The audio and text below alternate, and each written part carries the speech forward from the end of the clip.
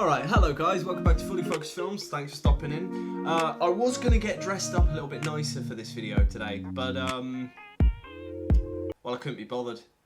Anyway, let's roll that intro, let's go. Craig?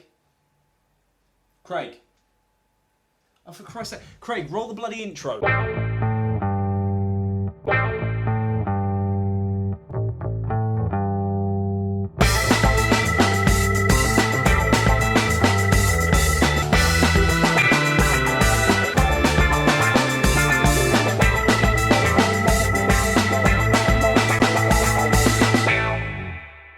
So, what are we doing today? Well, we're talking about the camera basics. I don't know if you can read that properly because I still need to pin this up on the wall. So, we're going to be talking about the camera basics today. So I've got this beautiful little Sony Cyber shot on the side here just for demonstration with the business card in the bottom. So we're talking about the camera basics today. So we're going to be going over a few words that you might have heard of, you might not have. If you're a photographer, then this video really isn't going to mean anything to you, in the sense that if you've been shooting for a while, you'll know most of this, but if you don't, stick around and you might learn a thing or two. So these little tips and tricks are the stuff that I've developed over the past couple of years of being out on the shoots, being out on different times. So this video basically came about because a couple of my friends recently have been going out with me into shoots so I can do some model photography and portrait shots, but also one of my friends, who's Trey, who you've seen before on the channel in the last short film that I did for the 72-hour film challenge. If you haven't checked it out, go check it out up here. It's actually up here, isn't it? Yeah, the card will be on here. Jesus Christ. If you haven't seen it, go check it up there. However, he has been saying that he wants to help me with the shoots because he likes working behind the camera. So I have said he can use this whenever we go out for shoots. I want him to do the behind the scenes stuff. So a lot of the bloopers will have come from his perspective. So I've been trying to teach him how to use the camera in a videography sense. And my other friend, Josh, who I went out with the other day, went to Tring Park and we took shots like this. Now he's 15. He is incredible. He has got his own Instagram page, so if you haven't checked it out, go check it out at Josh_photography_Nottingham. He's got some great photos on there. He only uses his phone, which just shows that you don't need a DSLR to be able to take great photography. I wanted him to be a DP. Now, if you don't know what a DP is a director of photography. Their main role essentially is to be the on-set photographer, to be able to take shots of what the cast are doing, what the crew is doing, everything like that. So I took him out the other day and I wanted him to have a go with the DSLR that I'm using. They were incredible for a first time user, and I know my photos aren't exactly jaw-dropping, but they've gotten better and I can see that they're getting better, and I'm pushing to thrive for that. So if you're doing videography, this will probably apply to both, mainly apply to photography though, so keep that in mind. Now, the first thing we're going to explain is aperture. Now, the easiest way to describe aperture would be to say that your lens is an eye, in the sense that it can open and close and let in as much light as it needs or wants. Say if you're in a direct sunlight shoot, midday sun, no clouds whatsoever, really harsh sunlight, you would want to close up the aperture quite a bit, so you turn the numbers up higher to allow less light to come in. This would allow you to actually get a decent photo without it looking completely overblown and just blinded by white. Now, why would this matter in certain situations? Now, if you're in low light, you're obviously going to want the aperture to be opened up a lot more. Now, the aperture, you'll find in a lot of the cases in your camera, it will say f-stop, blah, blah, blah. So my f-stop at the moment is at 3.5, meaning that it's at the widest aperture it can be, allowing the most amount of light in. Now, the reason why I'm doing this is because currently it's about 8 o'clock at night, the light's coming off, but at the same time, I like these lights that are coming in. I've got one on top of the camera, and then I've got a nice little 3-point stand right to the left, and I just screwed up the light by moving it. That was smart. So I've got a light there and a light to the left. Next up is shutter speed. Now, shutter speed is mainly important for multiple different sides of things. With a camera like this, usually this sort of stuff is very much automated in its sense. DSLRs are very good with the manual exposure, the manual shutter speed, everything like that. And shutter speed is one of those things that you need to constantly think about. In photography terms, it means how fast and how slow that lens will close and open, which then again allows more light or less light to come in. So with shutter speed, the lower you have it, the more light you're going to allow in, which then also means you're going to get a lot more motion blur. The higher you have it, less light comes in, and then you're getting it quicker. So shutter speed is literally that. It's so over-explanatory, it's unbelievable. Shutter speed just means if I wanted to catch a photo, say, of that coming out, that was perfectly done. For example, right, I'm gonna take a few photos of this knife flicking out in different ways. So first we're gonna do it at a slow shutter speed. So let's just switch off the camera and go to that, okay? So this is slow shutter speed. This is high shutter speed. So did you notice the difference?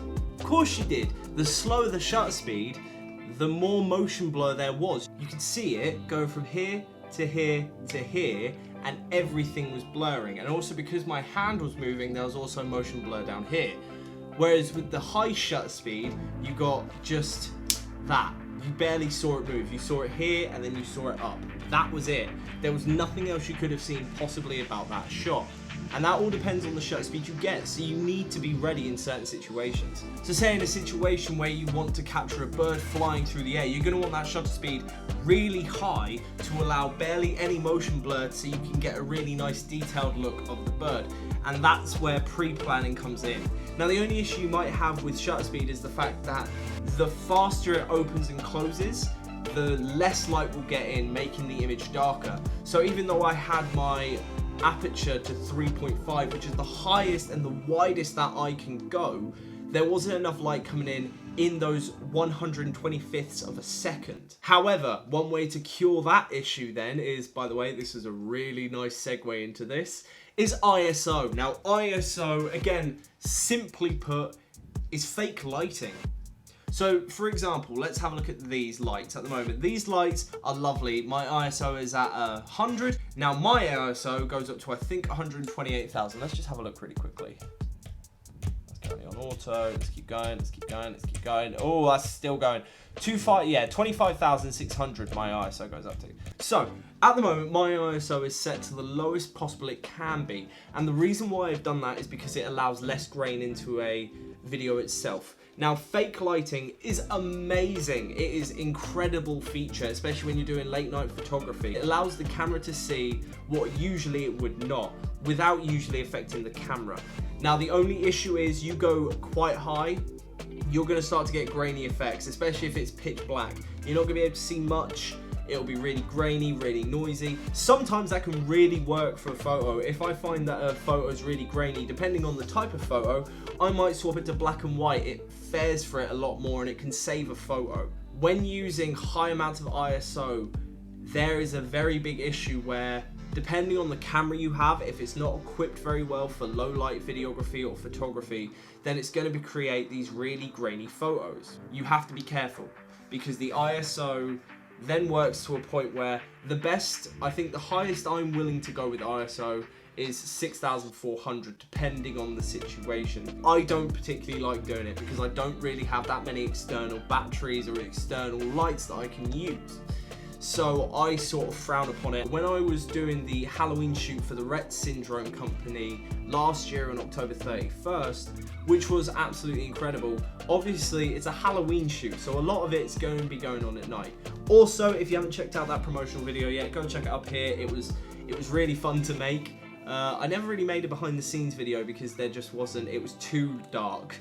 We were filming at like 10 o'clock at night and it was just basically pitch black footage, which wasn't great. And I wasn't that good with the ISO at that point, or the shutter speed, or the aperture. I was never that good. And that's the main thing you have to remember. You will get better at figuring out what to do in certain situations. It took me quite a while to go, oh, okay, so the lower the aperture, the better it is for the lighting situation. So that's basically it. Easiest ways to remember is the aperture is how wide your eye is, shutter speed is how quickly you blink, and ISO is how much fake light you're putting out into the camera itself. And that's it. That's Camera Basics 101, baby. Woo! So anyway, guys, that's it for today's video. I hope you enjoyed. Please remember to like if you did enjoy it. Remember to subscribe to stay up to date with the Fully Focused family. And that's basically it. Just the main thing I want you to take away from this is it's not easy to remember. It takes a long time. I'm still learning what's best in certain situations. I have done so many photos where I look back and go, that's absolutely crap. That's absolutely terrible. I should never do this again. Why am I doing this? And you just have to get through those pushes and you will eventually see a good change in your photography. But leave a comment down below. Let me know if you want me to do another educational type video. I know I'm doing the fully focused lessons on Instagram, so if you're not seeing that, go check it out. My Instagram tag is just coming down here, or it's going to be in the bio down below, which is basically shorter versions of these videos. But I also wanted to do the basics for YouTube as well, because that's where a lot of people start out. Anyway, guys, I hope you guys stay safe, and as always, I'll see you guys on the next shoot. Goodbye, and fade to black. No. Oh, that was good timing. The light just ran out. Anyway, you know what? This is a perfect time to show off what ISO can do. There we go. Doesn't even look like it's changed. I love these shots. This is oh, I've cut my arm open.